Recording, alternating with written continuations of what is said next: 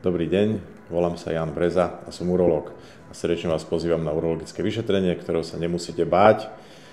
Je to vyšetrenie bezbolestné. Najhoršia vec, čo sa vám stane, je, že vám zoberieme krv, pichnutie ihlou bolí, sám to neznášam, ale občas to treba zniesť. Vedel som vždy, že chcem robiť chirurgickú disciplínu, čiže operovať a pracovať rukami. Mne to prináša potešenie v tom, že pomerne včas vidím výsledky svojej práce. Napríklad v porovnaní s kolegami internistami, ktorí niekedy čakajú týždňa alebo mesiace na to, kým ich liečba zaberie. Ja som netrpezlivý a sa teším, keď vidím na druhý deň, že pacient je OK.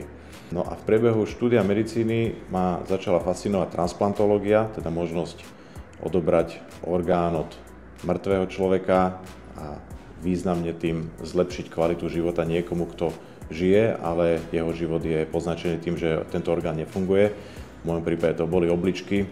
Môj otec je takisto urológ, čo nezanedbateľne zohralo svoju rolu aj v tejto mojej voľbe. On urológiu ako svoje remeslo miloval a tak aj ho vždy vykresloval v tých najsvetlejších farbách, takže pre dieťa ťažko to nejak inak vyhodnotiť, než že urológ je super, a teším sa, že tento názor vo mne sa nezmenil a som veľmi rád, že túto prácu môžem robiť. Pri urologickom vyšetrení sa neraz dozvieme od svojho pacienta aj o iných problémoch zdravotných, ktoré majú, a už len diskusiou dospieme k tomu, že ich nasmerujeme na iných kolegov, odborníkov, ktorí im potom pomôžu riešiť zase ich problémy. Srdečne vás pozývam na urologické vyšetrenie do Interklinik a tešíme sa na vás.